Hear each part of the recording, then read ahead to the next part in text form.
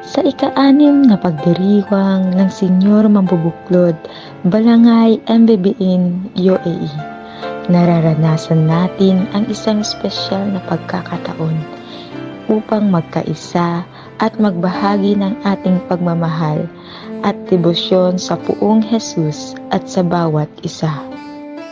Ang temang humingi kayo at kayo'y pagbibigyan, humanap kayo at kayo'y makakatagpo, kumatok kayo at kayo'y pagbubuksan, ay nagdadala sa atin ng hamon na maging bukas sa pagtanggap ng biyaya at pagmamahal at maging tanglaw sa bawat isa sa ating paligid.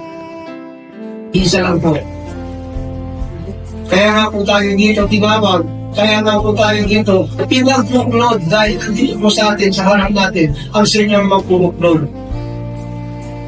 Magkakaiba-iba po tayo ng gagawin sa buhay, mga kapatid. Magkakaiba po tayo ng isip, magkakaiba po tayo ng prinsipyo. Pero isa lang po sana, isa-isip natin.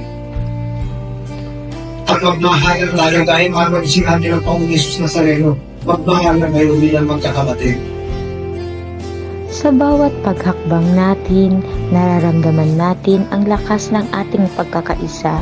Ang bawat tawa, bawat dasal, at bawat yakap ay nagpapakita ng kahalagahan ng pagiging magkakapatid sa ating samahan. Sa pamamagitan ng pagmamahalan at pagtutulungan, tayo ay nagiging inspirasyon sa isa't isa upang maging mas mabuting mga Kristiyano at mga tagasunod ni Kristo.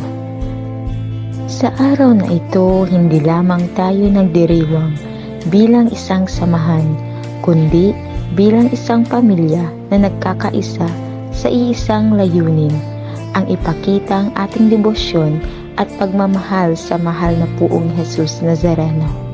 Sa ating pagdiriwang, naway lagi nating tatandaan ang diwa ng pagkakaisa at magmamahal. Magsama-sama tayong magbigay pugay at pasasalamat sa mahal na Puong Jesus sa lahat ng kanyang mga biyaya at patuloy nating ipagpatuloy ang ating misyon na nagmamahalan at maglingkod sa kapwa.